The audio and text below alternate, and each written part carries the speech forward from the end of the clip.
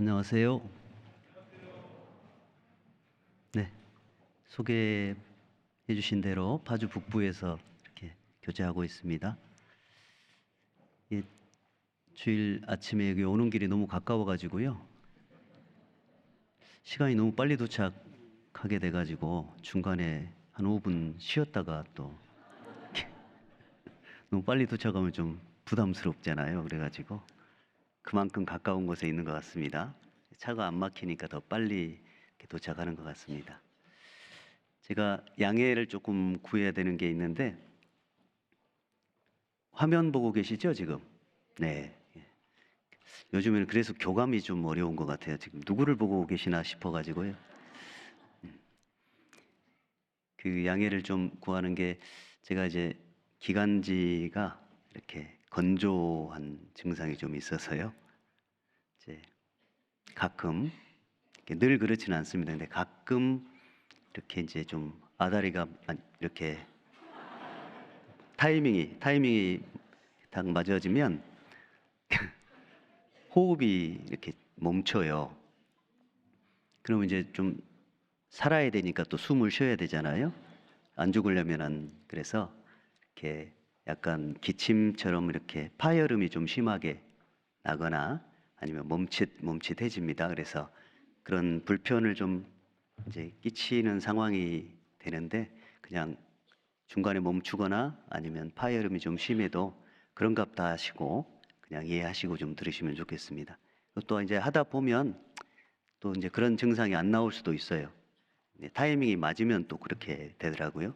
그래서 아침에 이제 제가 그런 증상이 나올 것 같은 느낌이 또 이렇게 있어서 또 떨리면 더 심해져요. 이렇게 오늘처럼. 그래서 이해해 주시고. 찬양대 다 앉으셨나 봅니다. 네, 여기 써져 있어가지고 그 시간 보느라고 제가 잠깐 기도드리겠습니다. 우리를 사랑하시는 자비로우신 우리 아버지 하나님 감사합니다. 영원한 심판과 멸망 가운데서 주님 우리를 영원히 또 온전히 구원해 주셔서 이제 남은 인생을 이전 알지 못할 때 살았던 헛된 삶이 아닌 영원한 소망을 가지고 주님 베푸신 몸된 교회 가운데 또 성령의 역사가 머무는 은혜 가운데 살아갈 수 있도록 기회해 주신 것을 감사를 드립니다. 저희들 구원받은 이후에 하나님의 도우심과 은혜가 없으면 아무것도 아니라는 것을 더 깊이 더 넓게 깨달아 가는 가운데 우리에게 허락하신 믿음이 얼마나 소중한지를 더욱 알게 됩니다. 마지막 시대를 살아가는 저희들, 이 혼란한 시대, 음란하고 패역한 이 세대, 믿음이 없는 이 세대 가운데 구원받은 그리스도인으로서 살아가는 삶의 그 모든 여정이 얼마나 버겁고 어려운지 늘 경험합니다. 하나님 늘 붙잡아 주시고 또 도우시고 인도해 주시는 것 의지하고 또한 믿습니다. 오늘도 각 사람 우리의 삶의 현장에 있다가 하나님 말씀 앞에 또 그리스도 예수 안에서 함께 한 자리에 모였습니다. 우리에게 필요한 말씀을 허락해 주시고 또 우리를 말씀으로 교훈해 주시고 또 책망해 주시고 바르게 해 주시고 또 의롭게 해 주시고 하나님 앞에 예배의 삶이 부족함이 없게 살아갈 수 있도록 인도해 주시기를 간절히 원합니다. 우리 가운데 혹 삶의 시험, 시련이 있다면 하나님 그 모든 것 가운데 이길 힘을 주시고 또 하나님의 선하신 뜻 가운데서 잘 겪어낼 수 있도록 인도해 주시기를 또한 부탁을 드립니다. 병중에 계시는 성도님들 계시다면 주님께서 치료의 손길로 만져주셔서 더 건강한 몸으로 주님을 섬길 수 있도록 인도해 주시기를 원하고 경제적 어려움이 있다면 그 모든 것 가운데 하나님의 도우심으로 회복돼서 주님 섬기는데 불편함이 없게 더욱 도와주시기를 부탁드립니다. 오늘 모든 시간도 주 성령님께 의지합니다. 저희를 언제나 사랑하시는 주 예수님의 이름으로 감사하며 기도 올렸습니다. 아멘. 마태복음 7장입니다.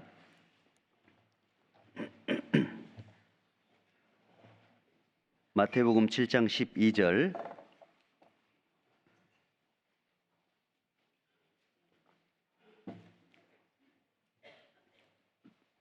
마태복음 7장 12절입니다. 찾으셨으면은 같이 읽어보겠습니다. 그러므로 무엇이든지 남에게 대접을 받고자 하는 대로 너희도 남을 대접하라. 이것이 율법이요 선지자니라. 네. 성경은 이름이 이렇게 여러 가지로 붙어 있는 성경들이 많이 있습니다. 예를 들면 이제 믿음장 하면 히브리서 11장, 그다음에 사랑장 하면 고린도전서 13장, 그다음에 부활장 하면 고린도전서 15장, 또 종말장 하면 마태복음 24장, 절기장 하면 레위기 23장, 이렇게 이름이 이렇게 붙어 있죠. 그리고 오늘 우리가 함께 읽은 마태복음 7장은 이제 그 유명한 산상수훈, 그러니까 마태복음 5장부터 7장까지가 이제 산상수훈입니다. 당연하지만 산상수훈의 주제는 하나님 나라와 그의 의예요. 그래서 어떤 사람이 하나님 나라에 속해 있는 사람인지, 또 하나님의 나라에 속한 사람의 열매가 도대체 무엇인지, 그죠? 그래서 그의 열매로 그들을 안다고 이렇게 기록하고 있잖아요. 이제 그 주제를 가지고 있습니다. 근데 이 산상수훈은 이제 정말로 중요한 말씀들이 그 안에 담겨져 있죠. 마태복음 5장은 팔복에 대해서 기록을 하고 있습니다. 그리고 6장은 이제 주기도문, 이제 구원받지 못한 이제 기독교인으로 이렇게 삶을 살아가는 많은 사람들이 이제 우리가 함께 모여서 말씀을 배울 때 이제 공중 가운데서 공중에 이제 떠 있는 거 말고요, 이렇게 회중 가운데서 주기도문을 암송을 하지 않는다고, 외우지 않는다고 이렇게 비난조로 얘기하는데, 사실 주기도문은 이제 마태복음 6장 9절부터 시작하잖아요. 그러므로 너희는 이렇게 기도하라. 그러니까 주기도문은 함께 모였을 때 애우라고 한 말씀이 아니라 기도를 이렇게 하라고 주님께서 가르쳐 주시는 제자들에게 가르친 가르침이에요. 그리고 하나님 나라에 대한 소망을 가진 사람들이 어떤 것을 추구하면서 살아가야 되는지를 정확히 설명하는 내용입니다. 그래서 그 기도의 내용을 보면 나라가 임하라고 이렇게 딱 부탁을 하지 않습니까? 기도의 내용에. 그러니까 아주 특별한 주기도문이에요.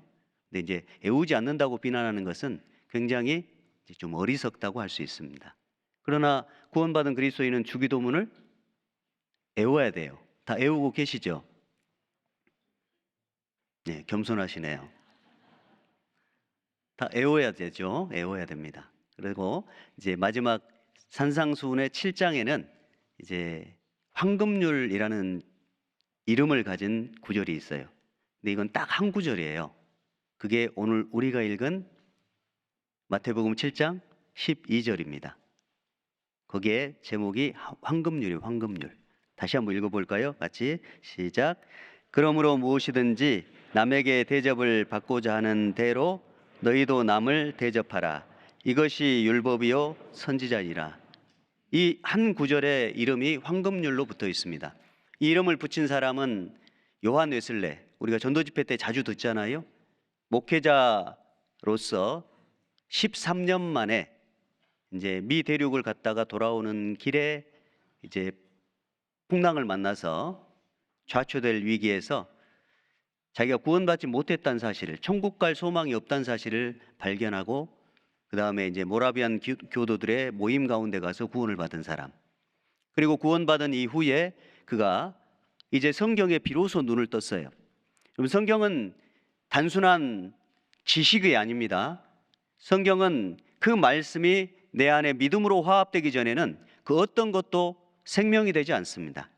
성경을 논하고 이야기할 수는 있지만 하나님은 말씀이 육신이 되길 원하세요. 정말 내 마음을 변화시키고 생각을 바꿔내고 우리의 삶의 태도를 변화시키는 목적이 성경이기 때문에 하나님 말씀이 성령에 의해서 인쳐지기 전에는 그 어떤 사람도 바뀌지 않는 거예요. 지식이 아니거든요.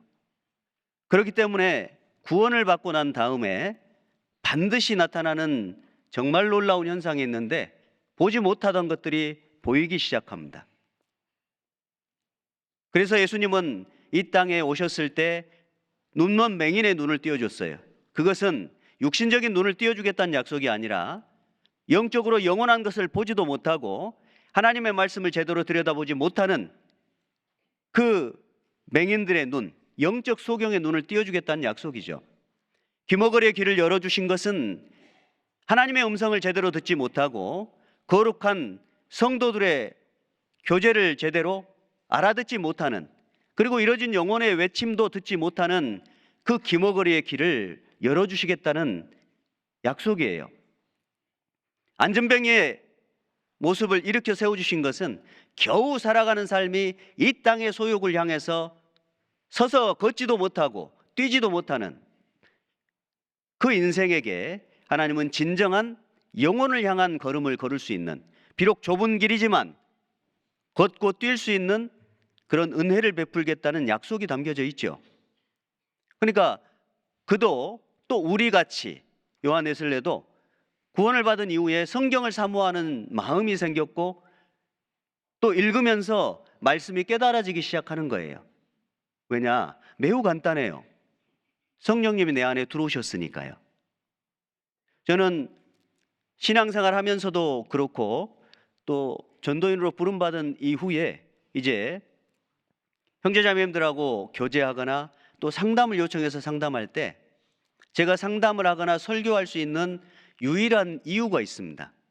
저는 우리 형제자매님들보다, 여기 계시는 일상교회 형제자매님들보다 지식적으로 전혀 뛰어나지 않습니다.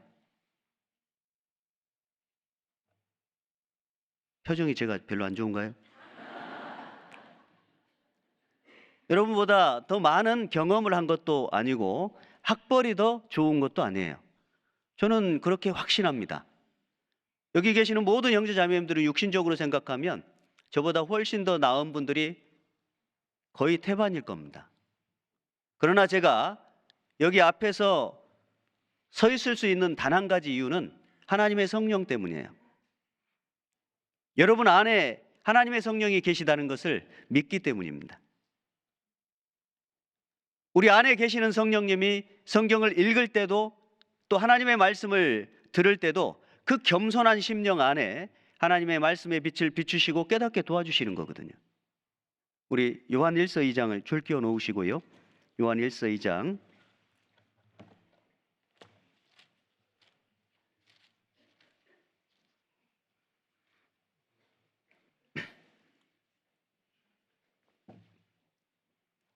27절입니다. 같이 읽겠습니다. 너희는 주께 받은 바 기름 부음이 너희 안에 거하나니 아무도 너희를 가르칠 필요가 없고 오직 그의 기름 부음이 모든 것을 너희에게 가르치며 또 참되고 거짓이 없으니 너희를 가르치신 그대로 주 안에 거하라. 주께 받은 바 너희 안에 기름 부음, 그 성령의 내주하심이 구원받을 때 시작되었으니까 너희를 가르치신 그대로 주 안에 거하라는 거예요. 그런데 그 기름 부음은 너희 안에서 아무도 인간적인 어떤 설득이나 인간적인 가르침이 필요 없고 오직 그 기름 부음이 너희 안에 거해서 가르쳐 준다는 거예요. 이 시간도 마찬가지입니다. 성령님이 우리의 믿음의 분량에 가장 합당하게 우리 심령에 깨닫게 해주시는 거예요. 모든 성경은 하나님의 감동으로 된 것으로 교훈과 책망과 바르게 함과 의로 교육하기에 유익하니 이는 하나님의 사람으로 온전케 하며 모든 선한 일을 행하기에 온전케 하려 함이라. 한 사람이 영적으로 태어나서 이제 하나님의 선한 일을 행하기에 온전한 상태가 되게 하기 위해서 먼저는 사람을 만들어 가십니다. 구원은 생명이에요. 신앙생활은 생명입니다. 그냥 단지 주일날 왔다 갔다 교회에 참여하는 것이라면 그는 근본적으로 내 삶에 대해서 질문 던저를 봐야 돼요. 너희가 믿음에 있는가? 너희 자신을 시험하고 너희 자신을 확증하라. 예수 그리스도께서 너희 안에 계신 줄을 너희가 스스로 알지 못하느냐? 그렇지 않으면 너희가 버리운 자니라. 버리운다는 것은 주님 오시는 그날 들림받을 때 한 사람은 데려가고 한 사람은 버려짐을 당할 것이요. 우리의 신앙은 성령에 의해서 인침바 되었고, 우리가 말씀 듣는 이 시간도 하나님의 성령은 역사하고 계시고, 그 겸손한 심령에 하나님의 말씀을 바라는 마음에 하나님이 생명되게 깨닫게 해주시는 거예요. 우리의 육신의 형편과 사정은 사실 우리를 시험하는 도구일 뿐입니다. 결국은 우리가 잠시 후에 하나님 앞에 서면 내 영원한 생명, 그리고 그 생명 안에서 살았던 믿음의 삶이 영원히 남는 거예요. 단지 경제적 어려움이 있거나 육신적인 형편이 어렵거나 건강에 문제가 있거나 여러 문제가 있을지라도 주님은 우리에게 여전히 말씀하십니다. 그리고 하나님이 그 모든 것 가운데 우리를 지켜주고 계신다는 것을 깨닫는 그 믿음으로 살아가길 원하시는 거예요. 그 하나님의 성령이 오늘도 가르치시는 것처럼 요한 웨슬레가 구원받은 이후에도 가르쳐 주셨겠잖아요. 그때나 지금이나 영원토록 동일하시는 그 하나님이, 그리고 그 성경을 구원받은 이후에 목회자로서 13년 살았는데 구원받은 이후에 성경을 읽다가 이 말씀이 마음에 들어왔어요.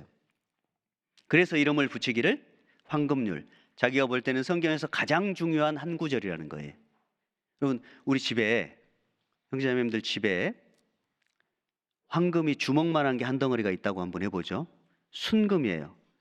생각만 해도 기분이 상당합니다. 그렇죠? 그러면 우리가 이제 주일날 말씀 듣고 이제 말씀 시간에 황금 생각할 정도 될까요? 또 어디 밖에 나갔다가 딱 들어오면은 뭘 확인하고 싶어요?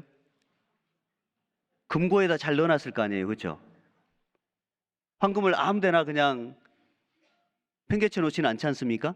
금고에다 넣어놨어요. 그러면 밖에 나갔다 들어오면 무엇부터? 황금부터 확인을 하게 돼요. 왜요? 잃어버리면 안 되니까. 너무나 중요한 가치 있는 것이니까 그렇습니다.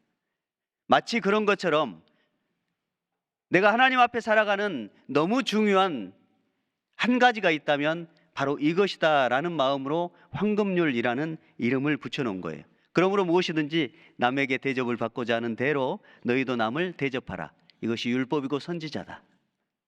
이게 황금률이라는 거예요. 이 구절 자체가 굉장히 익숙합니다. 이유는 예수님이 말씀하시기 전에 누군가도 또 말씀을 했기 때문에 그래요. 그래서 황금률을 설명하기 위해서 이제 좀 비교를 좀 해야 돼요. 그래서 이 말씀을 누가 했냐면은 소크라테스가 요 비슷한 얘기를 했습니다. 그리고 지금부터 약 2500년 전 필로라는 신학자가 요 비슷한 얘기를 했고, 또 동양의 유교의 창시자였던 공자가 요 비슷한 얘기를 했어요. 이제 뭐 철학 얘기, 공자 얘기 할 게 아니에요. 저는 철학을 모릅니다. 공자도 친하지도 않고. 근데 이제 우리가 비교하려고 예수님 말씀과 공자가 이제 어느 날 공자를 통해서 이제 비교합니다. 그 제자 자공이 공자에게, 쉽죠? 공자의 제자 자공이니까 굉장히 쉽잖아요. 자공이 이제 선생님, 제가 평생에 붙잡고 살아갈 만한 좌우명을 하나 주십시오. 그럼 제가 그걸 지키며 살고 싶습니다. 그랬더니 한 글자를 써줘요. 서라는 글자를 써줍니다. 이게 무슨 뜻입니까? 라고 물었더니 이렇게 설명해요. 무엇이든지 내게 행하여지기를 원치 않는 것이 있다면 너도 남에게 그것을 행하지 말라. 뭔가 비슷하지 않아요? 네. 또 신경 안 쓰고 들으신 분들이 또 있으니까 다시 한번 리바이벌 해야지. 쉽게 간단하게 설명을 하겠습니다. 네가 당하고 싶지 않는 일이 있으면 너도 그렇게 하면 안 된다는 얘기예요. 그게 서. 근데 비교해 보면 황금률은 적극적 선을 이야기하는데 그걸 은률이라고 비유를 합니다. 철학이나 종교에서 말하는 선을 은율이라고 비교해요. 네가 당하고 싶지 않는 일을 너도 하지 말라라고 얘기하는 거예요. 근데 예수님은 무엇이든지 남에게 대접을 받고자 하는 대로 너희도 남을 대접하라라고 얘기하잖아요. 어쩌면 철학자들이든 도덕률을 세우며 사는 사람들이든 종교가들이든 인간의 한계를 정확히 아는 거예요. 인간이 세울 수 있는 도덕의 최고봉은 남에게 피해를 주지 않는 정도의 삶을 살아가는 것이라고 얘기할 수 있습니다. 우리 시대는 기독교인들조차, 그 모든 종교인들조차 다 은유를 행하면서 살아요. 그렇죠? 그게 개인주의예요. 네 떡은 네 먹고 내 떡은 내 먹고, 나도 네 범주를 침범하지 않을 테니까 너도 내 경계선을 절대 넘어와서는 안 돼. 그게 오늘날 이 시대의 종교인들의 모습이에요. 심지어 기독교인들의 모습인 거예요. 그야말로 무관심의 시대입니다. 철저한 개인주의 시대, 전혀 관계하지 않는 시대. 하나님은 원래 사람을 창조하시고 홀로 있는 것이 좋지 못해서 함께할 배필을 지으시고 그를 통해서 생육하고 번성해서 땅에 충만하라고 명령하시고 하나님이 심히 좋았더라고 얘기하십니다. 그럼 우리 형제자매님들이 함께 이 자리에 모였어요. 하나님이 심히 좋으세요. 근데 집에서 유튜브 보고 있으면 하나님이 심히 슬퍼하시죠.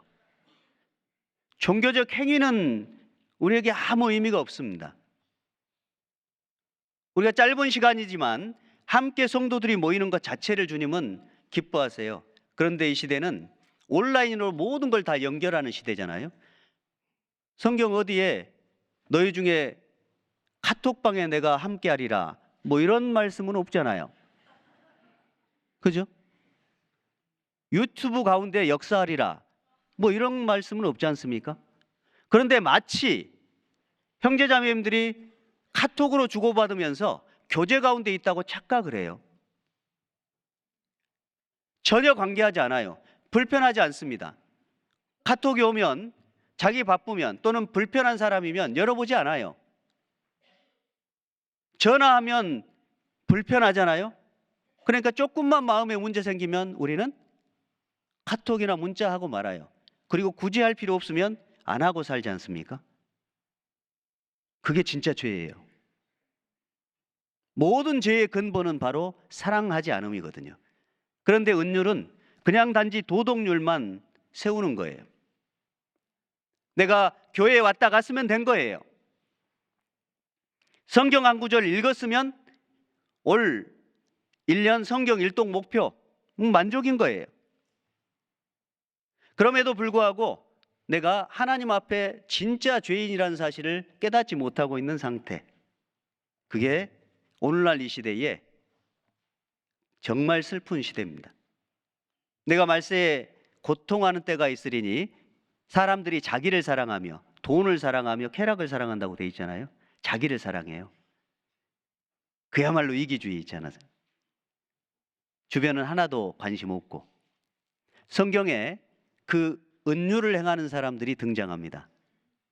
성경에도 우리 누가복음 같이 10장을 넘겨보겠습니다.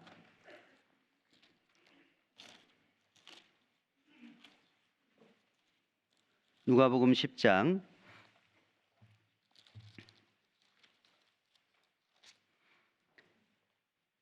30절부터 37절까지입니다. 이 성경은 익숙하게 이제 잘 아는 성경인데 30절부터 37절까지인데 힘드시니까 제가 34절까지 읽고 35절부터 37절까지는 같이 읽고, 요건 비율적으로 괜찮으시죠? 네. 제가 먼저 읽겠습니다. 예수께서 대답하여 가라사대 어떤 사람이 예루살렘에서 여리고로 내려가다가 강도를 만나매 강도들이 그 옷을 벗기고 때려 거반 죽은 것을 버리고 갔더라. 마침 한 제사장이 그 길로 내려가다가 그를 보고 피하여 지나가고 또 이와 같이 한 레위인도 그곳에 이르러 그를 보고 피하여 지나가되 어떤 사마리아인은 여행하는 중 거기 이르러 그를 보고 불쌍히 여겨 가까이 가서 기름과 포도주를 그 상처에 붓고 싸매고 자기 짐승에 태워 주막으로 데리고 가서 돌보아주고, 같이 읽어요. 이튿날에 데나리온 둘을 내어 주막 주인에게 주며 가로되 이 사람을 돌보아주라. 부비가 더 들면 내가 돌아올 때에 갚으리라 하였으니 내 의견에는 이 세 사람 중에 누가 강도 만난 자의 이웃이 되겠느냐. 가로되 자비를 베푼 자니이다. 예수께서 이르시되 가서 너도 이와 같이 하라 하시니라. 여기 강도 만난 자의 이야기가 나옵니다. 사실 이 강도 만난 자는 바로 지금 예수님 앞에 질문 던진 율법사 자신이에요. 그러니까 자기가 무엇을 행하면 영생을 얻을 수 있냐, 율법에서 뭐라고 이야기하냐라고 질문 던졌을 때, 그때 자기의 상태를 전혀 알지 못하니까 너는 강도 만난 자야, 그리고 선한 사마리아인인 예수 그리스도 나를 영접할 때 비로소 영원히 치유가 되고, 그리고 주막인 몸된 교회 안에 성도들 사이에 있을 때 온전한 치유가 되는 거야 라는 이야기를 하시는 거예요. 그리고 너도 가서 이와 같이 하라라는 말씀은 너도 그렇게 작은 예수로, 작은 선한 사마리아인으로 살아갈 것을 말씀하시는 거거든요. 근데 여기 은유를 행하는 사람의 모습이 바로 그 율법사의 모습이었던 거예요. 예루살렘에서 여리고로 내려가는 길에 강도 만났어요. 근데 피투성이가 돼가지고 죽어가고 있는 이 사람의 소원은 딱 한 가지입니다. 구원받는 거예요. 누군가가 나를 구조해 주는 것, 정말 간절히 신께 부탁했을 수 있습니다. 누가 됐든지 좀 구해줬으면 좋겠다라는 간절한 소망이 있는데, 정말 놀랍게 제사장이 오는 거예요. 딱 걸음걸이 옷차림만 봐도 얼마나 거룩한지 거룩이 줄줄줄 흘러요. 그러니까 저 사람이면 나를 구원해 주겠다라고 기대하고 있는데, 딱 보더니 그 행동이 뭐였어요? 그냥 지나갔어요. 그럼 여기서 우리가 질문을 해봐야 되는 거예요. 그 제사장은 피투성이가 된 이 사람의 모습을 보고 불쌍히 여기는 마음이 있었을까요? 없었을까요? 우리 마음의 답을 한번 해봐야 되는 거예요. 사람이라면 있어요. 불쌍히 여기는 마음이 있습니다. 그러나 제사장이잖아요. 피를 묻히면 안 되는 거예요. 자기의 경건함을 위해서, 자기의 거룩을 위해서, 종교적 위치를 위해서 기꺼이 거절하고 돌아갑니다. 그게 종교인이에요. 이게 은유를 행하는 사람의 모습입니다. 너무나 실망한 나머지 마음의 고통이 더하는데 또 한 사람이 오는데, 그 사람은 레위인이에요. 지금으로 말하면 모태신앙 정도 됩니다. 그러니까 더 쉽게 얘기하면 진짜 착한 사람, 딱 얼굴만 봐도 저 사람이면 나를 도와주겠다는 사람이에요. 우리 형제자매님들처럼 얼굴만 봐도 막 착함이 뚝뚝 떨어지는, 그걸 기대하고 있는데 이 사람도 보더니 어떻게 했어요? 지나갔어요. 물론 이 사람이 아침부터 재수없게 피보게 하네라고 그런 말을 뱉거나 아니면 물건을 뒤져서 무언가를 훔쳐가거나 하지 않았습니다. 피해를 주지 않았죠. 그러나 도움도 주지 않아요. 이게 은유를 행하는 종교인의 모습이에요. 이 종교인은 천국에 갈 수 있을까요? 없을까요? 없어요. 아무리 거룩한 삶을 살지라도. 우리 마태복음 5장을 넘겨보죠. 마태복음 5장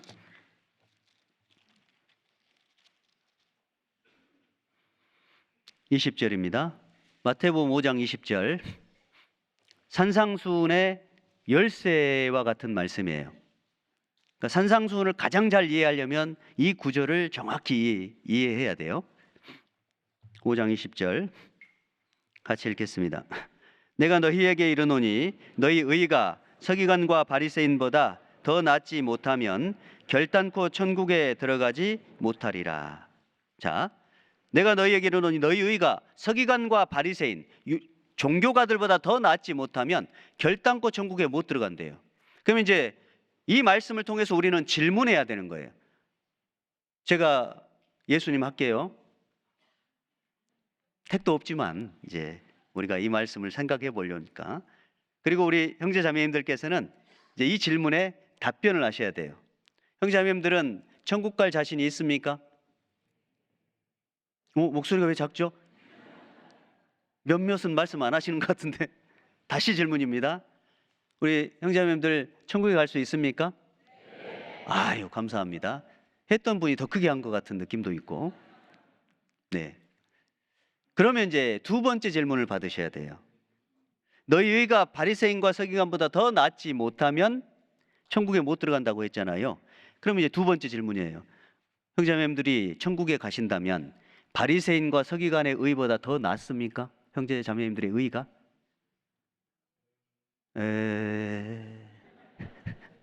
그러면 바리새인과 서기관의 의는 도대체 뭔지를 제가 설명을 해볼게요. 마태복음 23장에 예수님이 책망을 할 때 바리새인과 서기관들의 의가 뭔지를 설명합니다. 예를 들면 그들의 헌금 생활입니다. 화 있을진저 외식하는 서기관과 바리새인들이여 너희가 박하와 해양과 근처의 11조는 들이되 율법에 더 중한 바 의와 인과신은 버렸도다. 그러나 이것도 행하고 저것도 버리지 말아야 할지니라. 이렇게 말씀하셨어요. 헌금 생활을 어떻게 하냐면 11조 다 하시죠? 11조 안 하면 큰일 납니다. 지옥 갈 수도, 이렇게 얘기하면 또 난리 나죠. 11조는 처음에 아브라함이 했는데 그보다 더 먼저 11조의 의미가 담겨져 있는 구절이 있어요. 그게 뭐냐면 에덴 동산이에요. 선악과. 동산 모든 나무의 실과는 네가 이물어 먹되 선악을 알게 하는 나무의 실과는 먹지 말라고 했죠. 그게 뭐냐? 하나님의 주권을 인정하는 표시예요.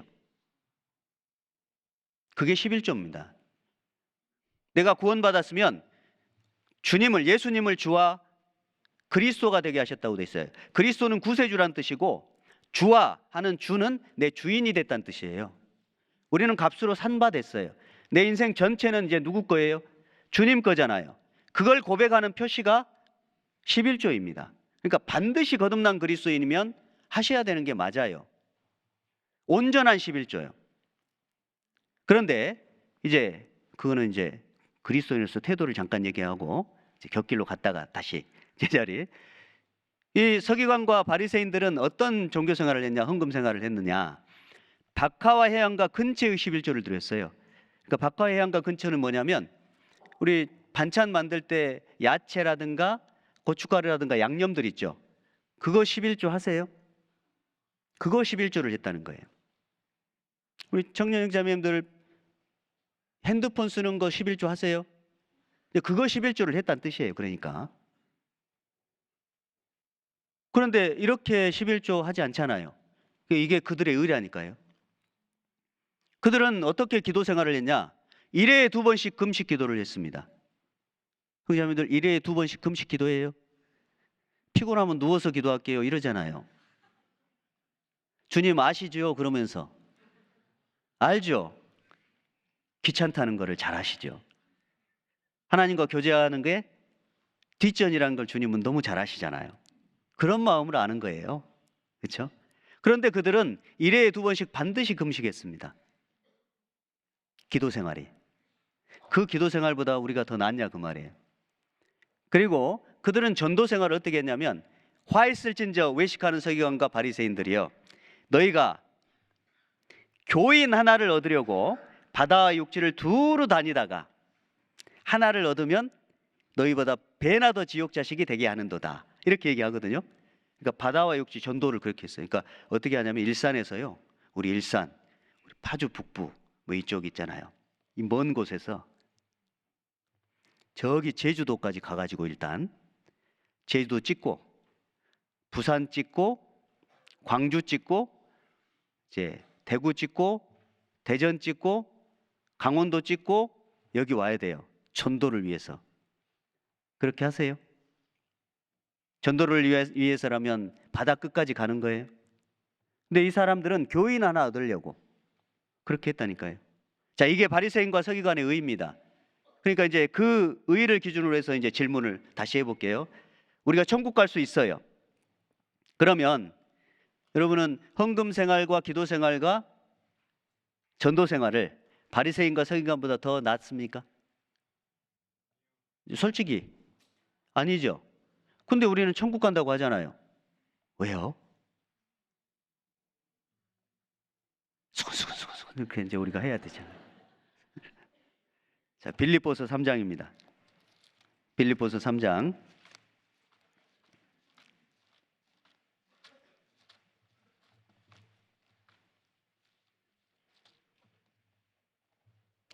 제가 지금 이제 그 본문 설명을 위해서 이렇게 설명한다는 걸 지금 아시고 계시죠? 아직 유체이탈 상태는 아니시죠? 설교하다 보면 멘붕 될까 봐 제가 중간중간 좀 이렇게 3장 9절입니다. 같이 읽죠. 그 안에서 발견되려 함이니 내가 가진 의는 율법에서 난 것이 아니요 오직 그리스도를 믿음으로 말미암는 것이니 곧 믿음으로 하나님께로서 난 의라. 바리새인과 서기관보다 더 낫지 못하면 천국에 못 가요. 그 의는 유일하게 딱 하나예요. 하나님께로서 난 의입니다. 하나님께로서 난 의가 도대체 뭐냐? 율법이 아닌 오직 그리스도의 십자가의 은혜를 믿는 믿음이 우리의 의가 될 때 우리는 천국에 온전히 당당히 나아갈 수 있다는 거예요. 믿음으로 난 의라는 겁니다. 그래서 산상수훈의 열쇠와 같은 구절이 바로 마태복음 5장 20절이에요. 너희 의가 서기관과 바리새인의 의보다 더 낫지 못하면, 이 말은 그들보다 더 열심히 살아야 된다, 그 얘기가 아니에요. 너희 의로는 결코 천국에 갈 수가 없다. 나더러 주여 주여 하는 자마다 천국에 다 들어갈 것이 아니요 다만 하늘에 계신 내 아버지의 뜻대로 행하는 자라야 들어가리라. 그날에 많은 사람이 내 이름으로 와서 이르되 주여, 우리가 주의 이름으로 귀신을 쫓아내고 주의 이름으로 권능을 행하고 주의 이름으로 많은 것을 행하지 않았습니까? 하리니 그때에 내가 저희에게 밝히 말하되 불법을 행하는 자들아 내게서 떠나가라 하리라. 그 말씀에서 왜 예수님은 주여 주여 하는 자마다 천국에 못 들어간다고 얘기하셨을까? 쭉 귀신도 쫓아내고 권능도 행하고 주의 이름으로 선지자 노릇도 했는데 왜 그들은 천국에 못 간다고 했을까? 그 안에 답이 있어요. 왜 못 가요? 우리는 답을 읽었습니다. 그들의 이야기 속에 예수님이 빠져 있어요. 마태복음 7장 21절부터 22절, 23절까지 읽어보면 그들의 말 속에 누가 빠져 있어요? 예수님이 빠져 있어요. 주의 이름으로 내가 권능도 행하고 선지자 노릇도 하고 귀신도 쫓아냈습니다. 내가 나의 의예요. 그게 서기관과 바리새인들의 열심인 거예요. 근데 우리는 우리의 열심, 우리의 의로는 절대 천국에 갈 수 없다는 것을 발견했잖아요. 그리고 십자가의 은혜로 그 은혜를 믿음으로 구원을 받은 거예요. 그게 산상수훈의 키워드 열쇠 같은 내용입니다. 그죠? 우리 마태복음 5장 다시 넘겨보죠. 마태복음 5장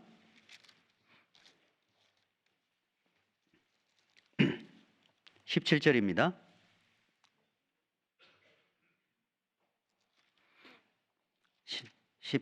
17절, 18절까지 제가 읽겠습니다. 내가 율법이나 선지자나 폐하러 온 줄로 생각지 말라. 폐하러 온 것이 아니요 완전케 하려 함이로라.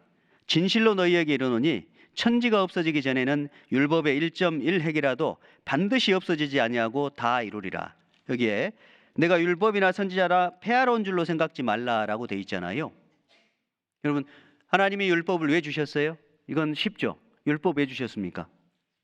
죄를 깨달으라고. 그러면 이제 우리가 죄를 깨닫고 어떻게 했어요? 나는 무능한 죄인이기 때문에 예수님이 필요했어요. 그죠? 그리고 예수님의 십자가의 피가 믿어졌습니다. 율법이 몽학 선생이 돼서 예수님의 은혜를 깨닫게 해주셨어요. 그러면 이제 율법은 필요 없어졌나요? 폐하해진 거예요? 그러면 이제 율법은 뭐예요? 또 이제 의논해봐야죠. 수근수근 이제 의논해봐야 되지 않습니까? 여러분, 율법은 죄를 깨닫고 구원받게 하고 폐해지냐? 내가 율법을 폐하러 온 줄로 생각지 말라고 했잖아요. 도리어 완전케 하려고 오셨다. 율법은요, 구원받은 이후에 우리에게 뭔가를 설명합니다. 하나님은 율법을 통해서 그리스도에게 가라고 손가락질을 하세요. 율법은 토라, 그는 손가락으로 가르치다는 뜻이 있습니다. 주님께로 네가 가야 된다고 가르쳐 주는 거예요. 주님께 가서 구원받은 사람에게 다시 그리스도는 율법을 설명해 주고 계세요. 어떻게 해요? 완전케 해야 된다고. 율법의 핵심은 사랑이거든요. 사랑. 우리 로마서 같이 10장을 보겠습니다. 로마서 10장 13장. 예, 로마서 13장.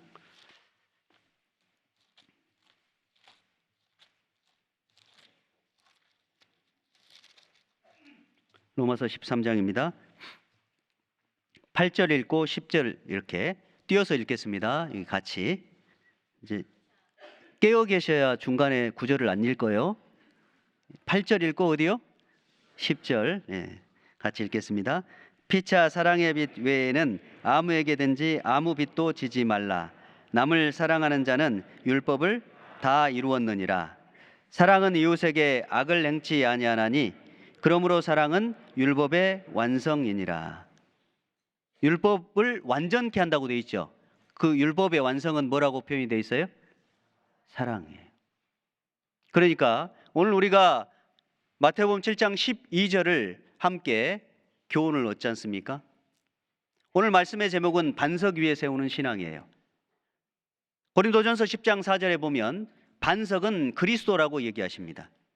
우리는 그리스도 대신 반석 위에, 그 믿음 위에 신앙을 세워가는 거예요. 그 믿음을 얻은 사람은 다시 말하면 율법을 완성할 수 있는 사람이에요.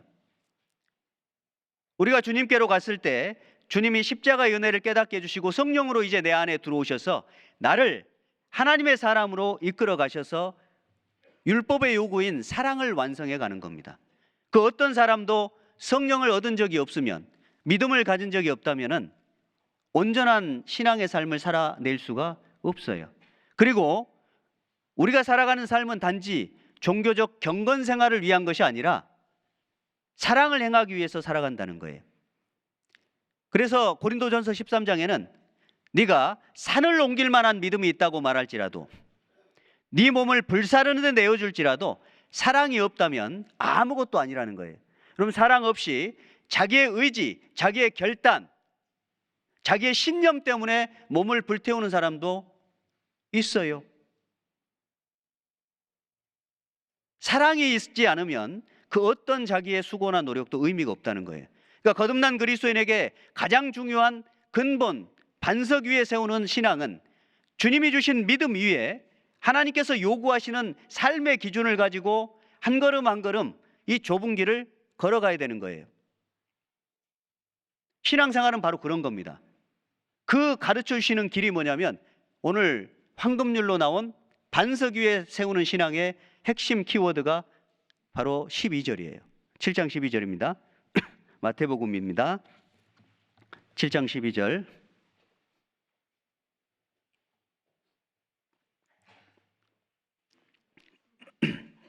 같이 읽죠. 그러므로 무엇이든지 남에게 대접을 받고자 하는 대로 너희도 남을 대접하라. 이것이 율법이요 선지자니라. 여기 이것이 율법이요 선지자니라라는 표현은 구약 성경이 완성되지 않았던 때이기 때문에 구약 성경을 요약하는 표현이 바로 율법과 선지자의 글에라고 돼 있어요. 그러니까 율법이요 선지자니라 이 단어는 성경이라는 단어로 요약하면 돼요. 그래서 이렇게 읽을 수 있습니다. 그러므로 무엇이든지 남에게 대접을 받고자 하는 대로 너희도 남을 대접하라. 이것이 성경이니라 그 뜻이에요. 여기에서 오해할 수 있는 단어 하나만 우리가 정리하고 이어서 내용을 말씀드리고자 합니다. 무엇이든지 남에게 대접받고자 하는 대로 남을 대접하라고 그랬어요. 대접하면 대한민국에서 살아낸 이 문화의 어떤 뉘앙스는 어떠냐면 내게 은혜 준 누군가에게 한상 걸게 대접하는 거 있잖아요. 구역 모임 때 맘 먹고 1년 한 번 있으니까 내가 정말 총동원해서 한상을 차려야 되겠다. 이게 이 느낌이에요. 대접이란 단어가 우리에게. 맞아요? 또는 밥 차려줄 요리 솜씨는 없으니까 선물 줘야 되겠다. 기회 봐서 정말 귀한 선물을 그 사람에게 한번 해주는 거예요. 그게 이제 대한민국의 뉘앙스예요. 근데 사실 이 성경 구절은 그 뜻이 아닙니다. Do to others예요. 일상의 모든 삶에서 남에게 받고자 하는 것을 너는 일상 속에서 행해야 된다, 그 뜻이에요. 그게 뭐냐? 사랑입니다. 남이 누구예요? 남에게 대접을 받고자 하는 대로 너희도 남을 대접하라. 남이라는 글자에 점 하나를 떼면 님이 되는 거잖아요. 내 가장 가까이 있는 님이 누구예요? 남편, 아내 또는 자녀, 부모. 가장 가까이. 그죠? 그리고 형제 자매님들. 옆에 한번 봐보세요. 두 눈을 크게 뜨고 한번 옆에 민망하면 보지 않으셔도 돼요. 뭐 이거 강제가 아니에요. 우리에게는 늘 자유가 있습니다. 그러나 그 자유로 육체의 기회를 삼지 말고. 그러니까 자, 여기 가까이 있는 모든 성도들이 남이에요. 나 외에 남. 그러니까 신앙생활은 여기에서부터 출발하는 거예요. 내가 구원받아서 하나님께서 맺어준 모든 인간관계에 대해서 그 귀한 인간관계를 어떻게 행해야 될까? 대접을 받고자 하는 대로 너는 남을 대접하라. 그 대접을 받고자 하는 대로는 하나님이 우리를 어떻게 대접해 주셨냐를 먼저 설명하는 거예요. 하나님은 우리를 사랑으로 대접해 주셨어요. 사람은 뭐 먹고 살아요? 정답 나왔어요. 사람은 뭐 먹고 살아요? 밥 먹고 산다고 그러면 매우 곤란해요. 그거는 짐승도 먹고 살잖아요. 그렇죠? 사람은 사랑을 먹고 살아요. 근본적으로. 그렇죠? 왜 사람이 스스로 목숨을 끊냐? 힘들어서가 아니에요. 위로받지 못해서, 대접받지 못해서입니다. 존중받지 못하니까. 나는 여호와 보시기에 존귀한 자라고 했잖아요. 하나님이 가장 존중히 여기는 나. 그렇게 남을 대접하라는 얘기예요. 그것이 율법이고 선지자, 곧 성경의 가르침이니까 그래요. 우리 신앙에 어쩌면 가장 중요한 것, 그것이 관계입니다. 믿음이란 관계예요. 그러니까 하나님 나라의 의의는 관계라니까요. 내가 성경 몇 구절을 암송하고, 암송해야 돼요. 오해하지 마세요. 암송하고 성경 1년에 1독씩 하고, 어떤 분은요 성경 막 필사를 전체를 필사하는 분도 계셔요. 그리고 막 자랑해요. 가면은 막 자랑해. 내가 필사를 어디까지 했다고. 저희 가족 중에 계세요. 참 좋죠. 뭐 좋죠. 그리고 성경 뭐 3독 하는 분도 계세요. 막 어떤 분은 진짜 1년에 5독 하는 분도 있습니다. 5독만 하면 어떻게 해야 돼요? 독한 분이 되는 거예요. 5독을 했으니 얼마나 독하겠어요? 자기 의가 얼마나 독하겠습니까? 나는 성경 5독 했는데 너 1독 했어? 하면서 어느덧 믿음에서 자기 의로 돌아간 거예요. 여러분, 우리가 봉사하는 것도, 헌금하는 것도, 성경 읽는 것도, 그 모든 경건 생활은 매우 중요합니다. 그러나 더 중요한 게 있어요. 그것이 무엇을 위해 존재하냐 그 말이에요. 은혜를 나누고 반석 위에다가 내 믿음을 세우는 거예요. 오늘 한금줄처럼 남을 그렇게 온전한 관계로 대접하는 것. 우리 시대는 사랑이 식어가는 시대입니다. 정말 무관심의 시대예요. 그래서 첫 번째 우리에게 필요한 것은 뭐냐면 관심입니다. 관심. 사랑의 반대말은 무관심이에요. 미움이 아니에요. 미움은 뒤틀린 사랑이에요. 더 밉다, 더 뒤틀린 거예요. 그러니까 기대가 있으니까 뒤틀리는 거거든요. 그건 사랑의 반대가 아니에요. 사랑하기 때문에 뒤틀리는 일이 있는 거예요. 저도 자식을 키워보면 딱 그걸 느껴요. 자식이 포기가 돼요, 안 돼요? 수도 없이 말로는 포기해요. 그래, 네 마음대로 해라. 표정이 리얼했습니까? 이게 실전에서 나오는 거예요. 그래, 너 마음대로 해, 너 마음대로. 이제 아빠한테 더 이상 요구하지 마. 그런데 마음에는요, 계속 사랑의 외침이 일어나요. 너 그러면 안 돼. 네가 얼마나 중요한 존재인데. 너 아빠 사랑을 몰라? 그 애절함이 있어요. 하나님이 우리를 향해서 그렇습니다. 분초마다 시험하신대잖아요. 침 삼킬 동안도 놓지 않는대잖아요. 지금 이 시간도 나는 졸려고 하는데 하나님은 자냐? 계속 흔들어 깨워요. 그게 하나님의 관심이라니까요. 나는 늘 하나님의 관심. 저희 아이는 제가 어렸을 때 업고 댕기거나 유모차에 태워가지고 댕기면 항상 했습니다. 이런 얘기를. 아빠, 달이 나 따라오는 것 같아요. 그래, 달이 널 따라오지. 넌 하나님이 지으셨으니까 하나님이 너를 달로 계속 보고 계시는 거야. 여러분, 우리는 특별한 존재입니다. 내게 하나님이 얼마나 관심이 많은 줄 아세요? 그 관심 속에서 우리를 분초마다 머리털까지 다 세시면서 우리를 지키세요. 그리고 그렇게 대접을 받는 너희가 남을 그렇게 좀 대접해 주라, 그 말이에요. 그게 진짜 사랑이니까 관심을 좀 가져야 되는 거예요. 관심이라는 단어의 의미는 무슨 뜻이냐? 내 마음이 머무는 자리예요. 엄마들은요, 설거지 하면서도 학교 간 초등학생 아이 건널목은 잘 건넜을까? 혹시 사고는 안 났을까? 학교에서 수업은 잘 받을까? 왕따는 안 당할까? 계속 설거지하면서도 청소하면서도 마음이 어디에 머물러 있어요? 아이에게 머물러 있어요. 이게 관심입니다. 이게 사랑의 끈이에요. 그죠? 근데 우리는 무관심의 시대에 살아가고 있어요. 저 알아서 하겠지. 이렇게. 우리 형제자매님들 서로 관심을 좀 가져야 돼요. 이게 진짜 신앙입니다. 구역 모임 있다면 구역 모임에 갔다 오고, 조모임 있다면 조모임 갔다 오면 끝나는 게 아니에요. 그 왔다 갔다 하는 행위 자체가 신앙생활이 아닙니다. 가는 이유가 신앙생활이에요. 보고 싶으니까요. 참여하는 이유가 신앙생활이라니까요. 함께 마음 나누고 싶어서요. 내 관심이 거기 있으니까 내가 오는 거거든요. 주일 말씀도 하나님 말씀에 관심이 있고 함께 듣고자 하니까. 그게 진짜 사랑인 거예요. 그냥 그 내용이 없이 왔다 갔다 하는 것은 이건 사실 종교 활동밖에 안 되는 거거든요. 수요일 날도 우리 일산교회는 이만큼 모이시죠? 이 무언이 답변인 거죠? 이만큼 모이셔야 되는 거예요. 도착하면 5분밖에 안 남아요. 그래도 오셔야 되는 거예요. 왜요? 그게 관심이에요. 내 마음이 회사 일로 여러 가지 상황이 어렵지만 내 마음은 어디에 있어야 돼요? 성도들이 함께하는 그곳에. 오늘 늦었는데 20분밖에 안 남았는데 뭐 집에서 들으면 되지. 그러면 여기서 5분 듣는 것, 여기까지 와서 5분 듣는 것과 집에서 1시간 듣는 것, 어떤 게 더 은혜가 될까요? 우리는 답을 이미 알고 있어요. 5분이라고 답을 했어요. 그죠? 그런데 그렇게 행하지는 않잖아요. 대접을 받고자 하는 대로 남을 대접하라. Do to others. 그렇게 행하라는 거예요. 행함이 없는 믿음은 죽은 거라면서요. 좀 전에 암송하셨잖아요. 사랑은요, 명사가 아니에요.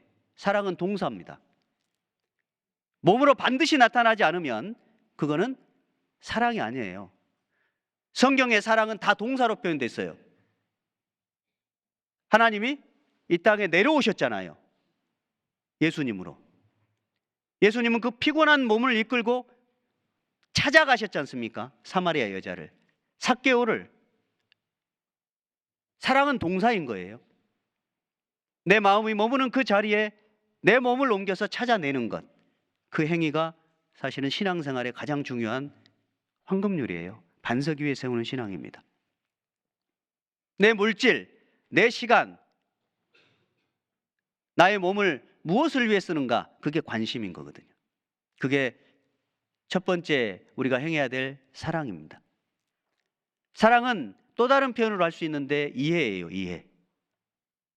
우리는 누군가를 이해하기가 쉽지 않습니다. 형제자매님들 구원받아서 딱 와보면 정말 우리가 태어난 환경도 다르죠. 삶의 태도도 다르죠. 경험도 다르죠. 모든 게 달라요. 그런 완전히 다른 우리들이 하나가 된다는 것, 연합된다는 게 가능해요? 불가능해요? 불가능합니다. 여러분, 이 불가능한 사람들이 여기 모여 있어요. 그리고 하나가 되는 건 기적이에요. 우리 일산교회 형제자매님들이 함께 교제하는 건요, 하나님의 기적이라니까요. 애기들이 차는 기적이 말고 기적, 미라클. 그야말로 정말 놀라운 기적인 거예요. 우리 안에 누가 계시니까요? 주님 계시다는 증거입니다. 그런데 봉사하다 보면, 구원받고 처음에는 그 기적이 내 안에 일어나다가 봉사하다 보면 이제 형제자매님들의 모습이 비춰지죠. 그러면 자꾸 뭐가 드냐? 의구심 들어요. 왜 저렇게 말하지? 왜 저렇게 행동하지? 왜 날 째려보지? 뭐 이런 식으로 이제 올라오죠. 그럼 여기서부터 뭐가 생기냐? 오해가 생겨, 오해가. 그리고 이제 그 다음부터는 지나가면서 마주쳤는데 깜빡하고 인사를 안 하고 지나갔어요, 상대가. 그래, 나를 싫어하는 게 분명하라고 확증편향. 나를 싫어해. 다음번에 한번 두고 보겠어. 놀랍게 아다리가 아니, 타이밍이 딱 맞아요. 또 인사를 안 해, 또 인사를. 이거 봐, 인사 안 하잖아. 우리 마음은 그렇게 비뚤어져요. 어긋나게 돼 있습니다. 이해하려고 하지 않아요. 그러니까 사랑의 정말 중요한 덕목은 이해입니다. 이해. 남녀가 둘이 만났어요. 정말 둘이 너 없으면 못 살아서 결혼을 해요. 그런데 결혼해서 살다 보면 너 때문에 못 살겠는 거죠. 너 때문에. 맞아요. 너 때문에 못 살아요. 막 연애할 때는 막 바래다 주고 또 바래다 줄까 하면서 막 날 새요. 이렇게 왔다 갔다 하면서. 그래가지고 결국 결혼을 했는데 이 인간만 없으면 살겠는 거예요. 이게 왜 그러냐? 살다 보면 나하고 평생 다른 환경에 살았던 이 사람과 안 맞아요. 그래서 로또래잖아요. 로또. 당신은 나의 로또야. 로또 사면 맞아요, 안 맞아요? 안 맞아요. 그렇게 안 맞는 데잖아요. 저도 지내보니까 그래요. 결혼해서 살다 보니까 이제 자꾸 상충되는 부분이 생기더라고요. 그래서 옷도 내 마음대로 못 입고, 이거 좀 복잡한데, 이게 지금 우리가 같은 권역인데 이게 어떻게 하죠? 그러니까 저희 자매가 나쁜 사람은 아니에요. 그런데 이제 옷도 이제 제가 이렇게 딱 입으려고 그러면 그거 아니라는 거예요. 촌스럽게 막 그렇다는 거예요. 저도 나름대로 패션 감각이 있는데, 나름 오랜 기간 동안 세워놓은 나름대로의 무시당하죠. 그러면 이제 출근하려고 그러면 그 전날 이렇게 입고 가라고 딱 걸어놔요. 근데 이제 토요일 같은 때는 이제 이렇게 정장 안 입어도 돼가지고 출근하려고 그러면, 이제 전도인 되기 전입니다. 이제 걸어놓은 게 분홍색 옷이 걸려 있는 거예요. 분홍색이. 그러면 저는 분홍색을 입고 싶을까요? 이런 사태가 벌어지는 거니까, 이걸 입고 서로 편안할 거냐, 아니면 안 입고 싸울 거냐, 결정해야 되는 거예요. 결정을. 저는 선택을 잘했습니다. 가서 부끄러움을 당하자. 이제 입고 왔습니다. 대화할 때도 마찬가지예요. 대화할 때도요, 끝나고 이제 저는 거의 봉사 때문에 밤 늦게 들어와요. 그러면 저희 자매는 하루 종일 누구를 기다리죠?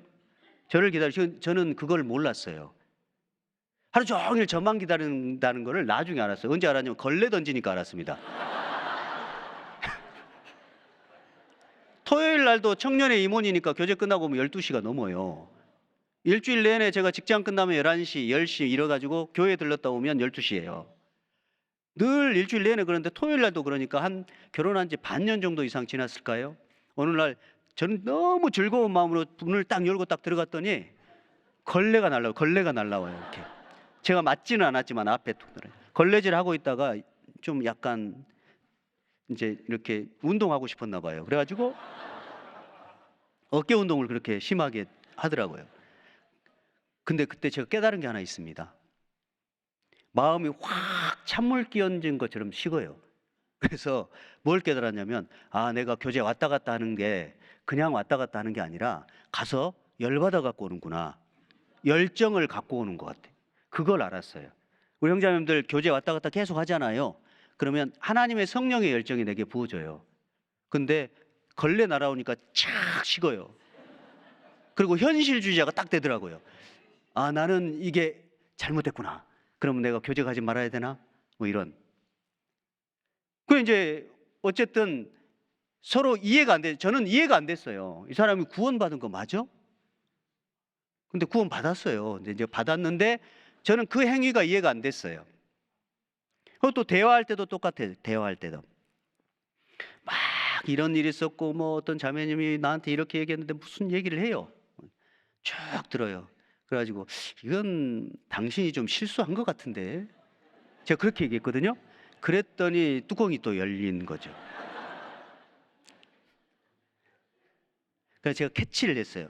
아, 이렇게 얘기하면 안 되는구나. 편들어야 돼요. 그러니까 다음번에 또 이야기를 쭉 하니까 마음에는 이제 이게 조금 그렇지만, 아유, 그 자매님은 참 아닌데 이렇게 얘기했더니 또 불편해지는 거예요. 그래서 제가 이제 멘붕에 빠진 거예요. 도대체 나한테 뭘 원할까? 편들어줘도 안 되고 정확한 가이드라인을 쳐줘도 안 되고 이게 뭐지? 나중에 깨달았어요. 너는 그냥 듣고만 있으라는 얘기더라고. 내가 다 아니까 답은 너는 그냥 들으라는 거예요. 그래서 그걸 깨닫고 나니까 이제 의지가 생겼어요. 근데 정말 놀라운 건 한 가지가 있어요. 남자하고 여자하고 뇌 구조가 달라요. 저는 실제 깨달았어요. 계속 이야기하는데 제가 알거든요. 들어만 돼야 된다. 근데 계속 네가 잘못한 거야. 계속 올라오는 거지 이렇게. 그러니까 이 말을 누르느라고 이 말을 눌러야 돼요. 알지만 어려운 일이에요. 그것을 행해줘야 되는 거예요. 그게 사랑이에요. 제가 결혼한 지가 꽤 됐어요. 비로소 조금 알겠어요. 더 놀라운 게 있습니다. 무슨 일이 있으면 당신은 아직도 내 마음을 몰라요? 그런 얘기를 들으면 충격받아요. 나는 좀 알았다고 생각이 들었는데 요만큼 이해가 어려워요. 그럼 어쩌면 우리는 오해를 걷어내고 이해하려는 삶을 살아야 됩니다. 생각보다 우리는 너무 자기중심이에요. 내가 생각하는 것이 옳다고 착각할 때가 너무나 많습니다. 사실 옳고 그름을 우리가 따지기 시작하면 우리 중 누가 돌 던질 수 있어요? 너희 중에 죄 없는 자가 먼저 돌로 치라고 했잖아요. 그렇게 돌로 칠 수 있어요? 아니에요. 나도 누군가에게 오해받을 만한, 비난받을 만한 일을 수도 없이 행합니다. 그러나 우리 함께 할 수 있는 이유는 단 한 가지예요. 이해해 주니까, 인내해 주니까 그래요. 형제자매들하고 오해 관계가 있어요? 인사 안 합니까? 인사하세요. 오해를 푸세요. 정말 사랑해야 되는 거예요. 마음이 정말 넓어져야 되는 거예요. 사실 부부 단둘이지만 오해가 있고 서로 알아가는 이해의 노력이 없으면 둘도 하나가 안 돼요. 하물며 이 큰 교회 안에 성령의 역사가 아니면 우리가 어떻게 하나가 되겠습니까? 무엇이든지 남에게 대접을 받고자 하는 대로 그렇게 남을 대접해 줘야 되는 거예요. 나도 늘 오해할 수 있게 만들어요. 나도 늘 비난받을 수 있게 만들어내지 않습니까? 그런데 나의 실수는 그렇게 관용으로 대하고 남의 실수는 얼마나 심하게 판단을 합니까? 전문 용어로 내로남불? 뭐 이런 거죠. 그러면 안 돼요. 그러면 내가 실수한 건 다 이유가 있고 저 사람이 실수한 거는 저 사람 인격 때문에 그렇다는 거예요. 이게 참 어리석은 거예요. 주님이 나를 대했듯이 결점투성이 허점투성이인 나 주님은 다 품어주셨지 않습니까? 우리도 그래야 돼요. 그게 진짜 사랑이니까. 그래서 이런 예화가 있어요. 어떤 전철역에 한 40대 중년 남자가 아이를 하나 데리고 탔어요. 한 5살쯤 되는 아이인데 딱 타고 출발했는데 이 아이가 막 뛰어다니는 거예요. 전철에서. 다 알고 있는 이야기니까 처음 듣는 것처럼 들으세요. 막 뛰어다니는 거예요. 그리고 막 그 처녀의 치마도 이렇게 걷어버리고 막 신사 구두 밟아버리고 이러니까 또 의자 위에도 그냥 신발 신고 올라가고 그러니까 사람들의 표정이 얼마나, 그래서 레이저 나갈 것 같은 눈빛으로 아이를 바라보고 있어요. 근데 더 가관인 것은 아빠는 물끄러미 차창밖만 보고 있습니다. 그러니까 그 아이를 향해 했던 눈빛이 이제 누구에게로 향하냐면 아빠에게로 향해요. 저 무책임한 아빠, 저 버르장머리 없는 아들, 얼마나 그 승객들이 불편했는지 몰라요. 참다 못해 이렇게 노년 신사께서 한마디예요. 젊은 양반, 당신 아들 아니냐고, 좀 왜 안 잡냐고 불편을 이렇게 끼치는데 그랬더니 이 사람이 깜짝 놀라더니 바로 죄송합니다 그래요. 제가 사실은 제 아내 장례식을 치르고 바로 지금 아이를 데리고 가는 길인데 제가 딴 생각을 하느라고 이렇게 잡지를 못했습니다. 알고 보니까 아내가 오랜 동안 암을 앓다가 죽었어요. 장례 치르고 왔습니다. 그래서 아이를 교육도 제대로 못 시켰고 또 이 순간도 붙잡지 못했습니다. 이 얘기를 했어요. 그 순간 그 전철 안에 있던 모든 승객의 눈빛이 아이에 대한 레이저 같은 눈빛이 바뀌었어요. 측은한 눈빛으로. 무책임한 아빠를 보는 눈빛이 바뀌었습니다. 안쓰럽게요. 순간이죠. 그러니까 사정을 몰랐을 때는 정말 분노하고 있었는데 순간적으로 사정을 아니까 아는 거예요. 이해가 됐습니다. 고린도전서 13장입니다. 고린도전서 13장.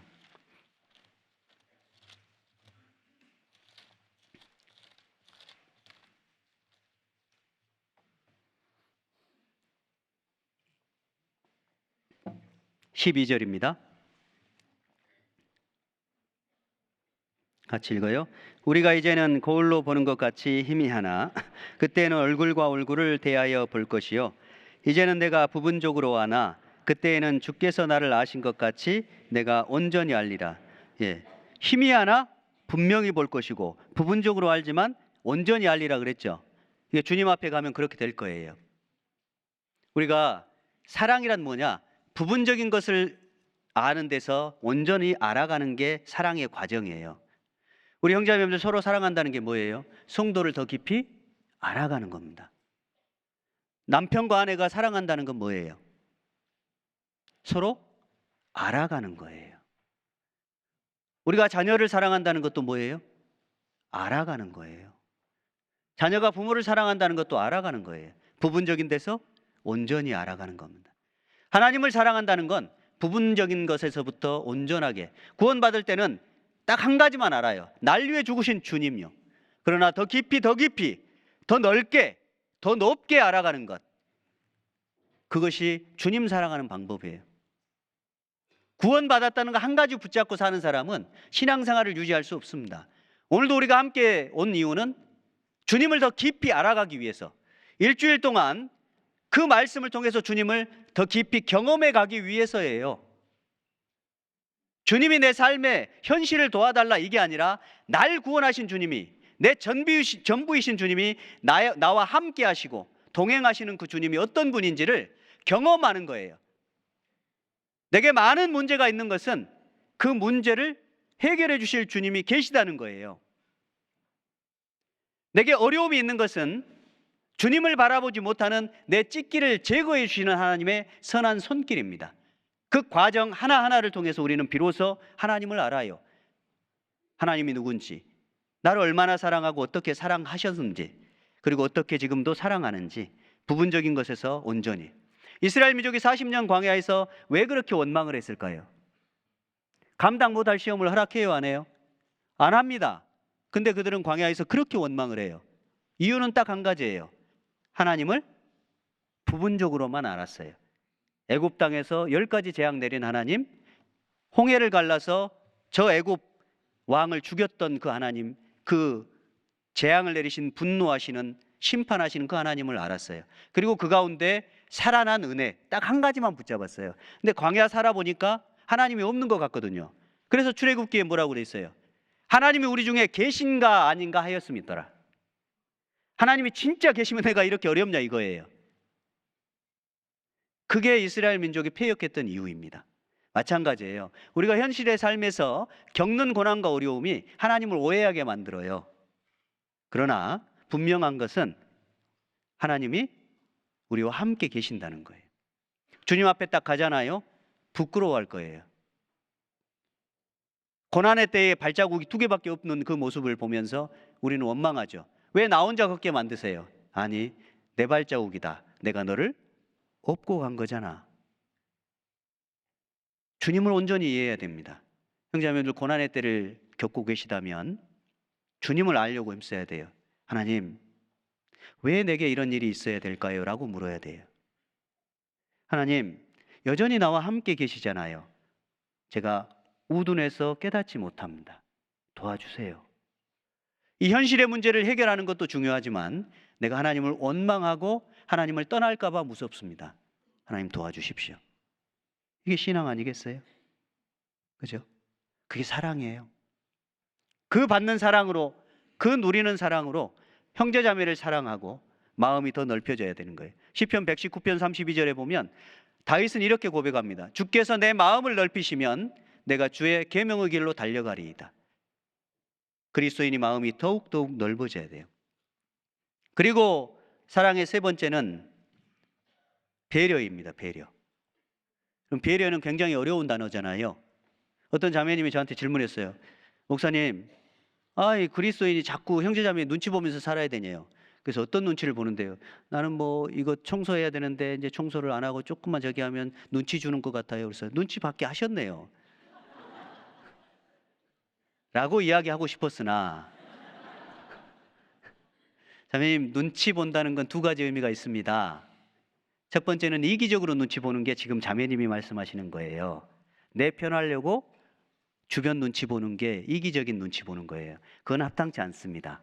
그건 양심이 아는 거고 내가 지금 잘못됐구나, 이기적이구나를 깨달으시면 돼요. 그러나 눈치 보는 것 두 번째는 뭐냐? 상대방이 부족한 게 없나? 상대방이 뭔가 어려운 게 없나? 내가 뭔가 도움을 줄 수 있는 게 없나? 라고 살피는 눈치. 그걸 배려라는 단어로 씁니다. 배려하기 위해서 눈치를 봐야 돼요. 한 맹인이 밤에 길을 나가는데 한 손에는 지팡이를 들었고 한 손에는 등을 들었어요. 어울리지 않는 모습이 있어요. 뭐예요? 등이에요. 맹인은 등을 들어도 어둡고 안 들어도 어두워요. 낮도 어둡고 밤도 어둡습니다. 아니, 등을 들면 더 위험해요, 밤길에. 그렇죠? 그래서 길거리 가다가 물어봐요. 왜 그 불편한 등을 들고 다니냐고 그랬더니 이분이 대답해요. 이 대답이 배려입니다. 나는 불편하고 위험하기까지 합니다. 그러나 제가 상대를 바라볼 수 없기 때문에 제 있는 위치 정도는 내가 정확히 표시해 줘야 될 것 같아서 기꺼이 등으로 내 위치를 표시하고 다닙니다. 이렇게 얘기해요. 이게 배려예요. 내가 누구보다도 먼저 교회당에 쓰레기를 주울 수 있는, 누구보다 먼저 불편한 자리에 내가 앉고 편한 자리를 배려할 수 있는, 누구보다 먼저 인사하려고 하는, 누구보다 먼저 수고하고 희생하려고 하는 그 태도 있죠. 그게 배려예요. 그게 진짜 그리스도인 아니겠어요? 남에게 대접을 받고자 하는 대로요. 단지 성경 듣고 왔다 갔다 하는 것이 아니라, 그냥 믿음이 있다고 단지 입술 고백이 하는 것이 아니라 진짜 신앙생활요. 그렇죠? 그게 배려입니다. 그리고 마지막 한 가지는 용서예요. 우리는 늘상 누군가에게 상처를 받아요. 그렇죠? 그럼 질문을 해보죠. 그럼 나는 상처를 줄까요? 안 줄까요? 거짓말이죠? 놀랍게 우리는요, 자기는 상처를 별로 안 준다고 생각해요. 아예 안 준다고는 생각 안 하지만, 근데 알고 보면 그 사람이 상처 제일 많이 줘요. 성경 말씀을 들을 때도 우리 중 누구도 요셉 이야기를 들을 때 형들 대해본 적이 없어요. 다 자기가 요셉이에요. 억울해, 다 억울해요. 다 자기는 팔렸어요.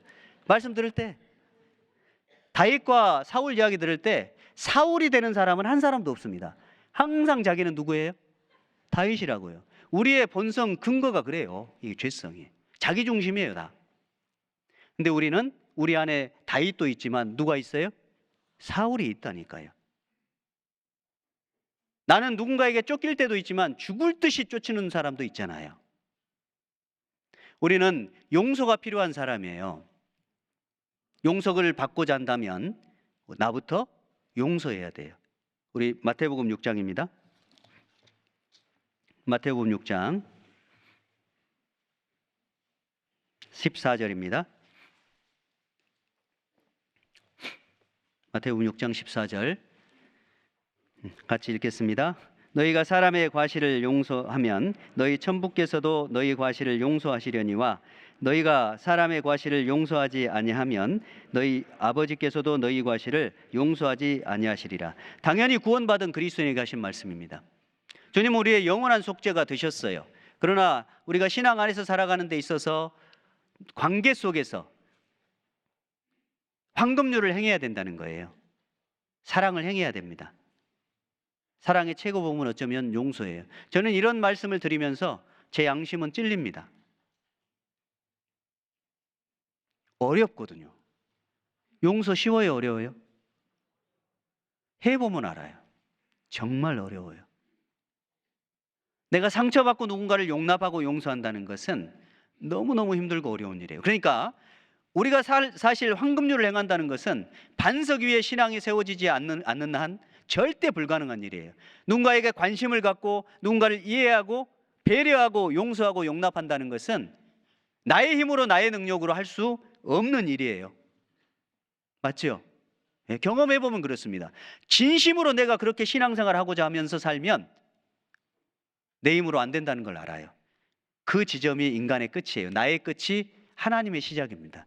그걸 믿음이라고 하는 거예요. 자, 본문 다시 넘겨요. 마태복음 7장입니다. 7절입니다. 제가 읽겠습니다. 구하라 그리하면 너희에게 주실 것이요 찾으라 그러면 찾을 것이요 문을 두드리라 그러면 너희에게 열릴 것이니 구하는 이마다 얻을 것이요 찾는 이가 찾을 것이요 두드리는 이에게 열릴 것이니라. 너희 중에 누가 아들이 떡을 달라 하면 돈을 주며 생선을 달라 하면 뱀을 줄 사람이 있겠느냐? 너희가 악한 자라도 좋은 것으로 자식에게 줄 줄 알거든 하물며 하늘에 계신 너희 아버지께서 구하는 자에게, 같이 읽어요, 좋은 것으로 주시지 않겠느냐. 그리고 12절이 나오죠. 첫 구절이 뭐예요? 12절?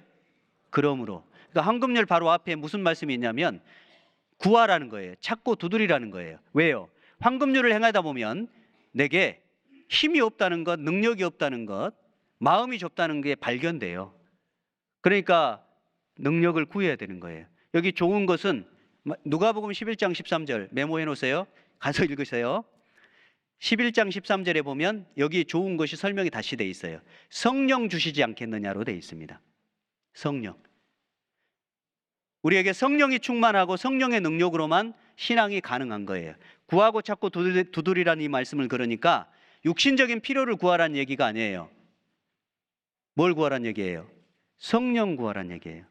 내가 정말 하나님 뜻대로 반석 위에 세우는 신앙생활을 하려면 하나님의 능력이 없는 한 나는 무능하다는 거예요. 구원도 주님의 십자가의 은혜로 믿음으로 구원받는 것처럼 신앙생활도 이제 믿음으로 하는 거예요. 정말 주님이 내게 명하신 그 명령을 한 걸음 한 걸음 행하다 보면 내게 얼마나 힘이 없고 무능한 상태의 사람인지 실제 나의 죄성을 더 경험하게 됩니다. 그게 진짜 믿음이에요. 믿음은 결단력이 아닙니다. 믿음은 의지력도 아니에요. 믿음은 대단한 능력이 아니에요. 믿음은 무능함이에요. 기댈 수밖에 없다는 고백이에요. 하나님이 없으면 안 된다는 고백입니다.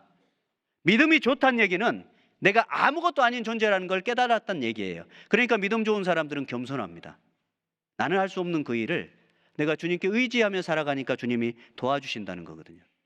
그럼 뱀잡이수리가 있어요. 뱀잡이수리. 독수리과예요. 그러면 뭐 잡아먹고 살겠어요? 뱀. 지혜로우시네요. 뱀이나 설치류를 먹어요. 근데 얘가 창공에서 눈이 좋으니까 먹잇감을 봤어요. 그러면 손살같이 날아오는데 시속 300km예요. 나르는 속도가. 그러면 그 속도로 탁 챕니다. 그럼 보통 독수리는 잡고 둥지로 날아가는데 뱀잡이수리는 땅에서 먹이를 먹는 습성이 있습니다.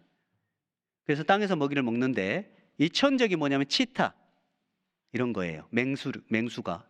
그러면 이제 먹고 있으면 치타가 발견하고 쫓아와요. 그러면 이제 뱀잡이수리가 탁 봤어요. 그럼 도망가야 되겠죠. 도망가는 방법입니다. 1번 날아가야 된다. 2번 뛰어가야 된다. 어떻게 해야 돼요? 너무 쉽죠. 근데 얘는 뛰어요. 그러면 이제 시동 걸었으니까 날아야 될 거 아니에요? 잡힐 듯 할 때 날면 되는데 얘는 어떻게 하냐? 더 전속력으로 뛰어요. 그럼 누가 더 잘 달려요? 치타가. 얘는 다리는 또 쇼다리잖아요. 그래 잡혀먹은 거예요. 그러니까 이게 이제 이해가 안 되는 거예요. 학자들이 연구해봤더니 원인을 알았어요. 뱀잡이수리는 다급해지잖아요. 그럼 자기가 난다는 걸 잊어버린대요. 신기하죠? 구원받은 그리스도인에게 주님은 주님 바라보라고 하잖아요. 그죠? 우리 주님 바라보면서 살아야 돼요. 오직 여호와를 앙망하는 자는 독수리의 날개침에 올라감 같으리니 새 힘을 얻는다고 되어 있는데, 우리는 땅에서 살기 때문에 내 눈앞에 경제적인 문제, 삶의 현실의 문제, 관계적인 문제가 생기면 어떻게 해야 돼요? 위를 봐야 되잖아요. 근데 어떻게 하죠? 더 전속력으로 뛰기 시작해요. 사람 찾아요. 방법 찾아요. 타협해요. 그리고 관계를 끊어요. 이게 딱 뱀잡이술의 모습이에요. 우리에게 필요한 것은 주님의 능력입니다. 우리가 신앙생활을 정말 주님이 원하는 대로 관계 속에서 온전해져 가야 되는 거예요. 그게 진짜 신앙생활입니다. 그래서 그렇게 하다 보면 내가 정말 부족하다는 걸 깨달아요. 그때 어디로 가냐면 우리의 신앙은 팔복으로 가요. 심령이 가난한 자는 뭐가 있어요? 복이 있어요. 여러분, 제가 여기 우리 일상교회 형제자매님들 식사 대접하려면 돈이 많아야 되겠죠. 오늘 주일 식사 제가 쏘겠습니다. 딱 했어요. 근데 지갑에 10,000원 있어요. 가능 불가능? 마음은 좋은데 능력은 무능이에요. 근데 놀랍게 저희 자매가 저한테 지갑에 한 500만 원을 줬다. 어차피 불가능한 얘기니까 이제 500만 원을 저한테 딱 꺼내서 이제 대접할 수 있어요, 없어요? 이제 대접할 수 있겠죠. 예. 그러니까 내게 가난할 때는 대접할 수 없는 그 일인데 내게 채워지면 대접할 수 있는 거예요. 무엇이든지 남에게 대접을 받고자 하는 대로 너희도 남을 대접하라. 그 말은 대접을 해봐라는 거예요. 그러면 주님의 능력이 우리 안에 역사하셔서 그렇게 할 수 있도록 능력이 나타날 거고, 누가 영광 받아요? 주님이 영광 받는다는 거예요. 신앙생활은 바로 거기가 출발점입니다. 나의 끝자락이 주님의 시작이라는 거예요. 그게 주님 보실 때 가장 아름다운 신앙의 모습이에요. 우리 마태복음 7장 24절입니다. 같이 읽겠습니다. 그러므로 누구든지 나의 이 말을 듣고 행하는 자는 그 집을 반석 위에 지은 지혜로운 사람 같으리니. 말씀을 듣고 행하지 않으면 모래 위에 집 지은 사람하고 똑같아요. 어느 날 시험의 때가 오면 바로 자빠집니다. 그러나 반석 위에 세워진 하나님의 말씀을 직접 성령을 의지해서 행하는 사람은 튼튼해지는 거예요. 그리고 주님 앞에 딱 섰을 때 나무와 풀과 짚으로 지은 사람이 아니라 금과 은과 보석으로 지은 사람이 되는 거예요. 그게 믿음 안에서 살아가는 신앙의 실제적 경험인 거예요. 그리고 결국 영원히 남는 것은 내가 주님을 사랑하는 마음으로 남을 사랑하는 삶의 태도가 영원히 남는 거예요. 우리가 부족함이 있을지라도 그렇게 살아야 되는 겁니다. 기도하겠습니다. 우리를 사랑하시는 자비하신 주님, 감사합니다. 구원해 주셔서 몸된 교회 가운데 두시고 하나님의 사람으로 온전케 해가시는 은혜 감사를 드립니다. 우리 나머지 인생이 주님을 기쁘시게 하는 삶이 더욱 될 수 있도록 더욱 붙잡아 주시고, 우리 무능함을 하나님 앞에 늘 고백할 수밖에 없는 삶의 현실들이 가정에서, 직장에서, 또 교회에서 우리 늘 경험하게 됩니다. 이 좁은 마음과 무능함을 주님 앞에 늘 무릎 꿇고 나아갑니다. 주님, 우리가 그런 마음으로 하나님의 사랑을 의지해서 남을 대접할 수 있게, 실제 우리의 삶이 말씀대로 행하는 삶을 살아가는 가운데 하나님의 능력이 우리 가운데 나타날 수 있게 더욱 축복해 주시고, 우리 일상교회를 통해서 더 많은 영혼이 하나님의 사랑을 깨닫고 또 하나님의 사랑 안에서 자라갈 수 있도록 인도해 주옵소서. 저희를 언제나 사랑하시는 주 예수님의 이름으로 감사하며 기도 올렸습니다. 아멘.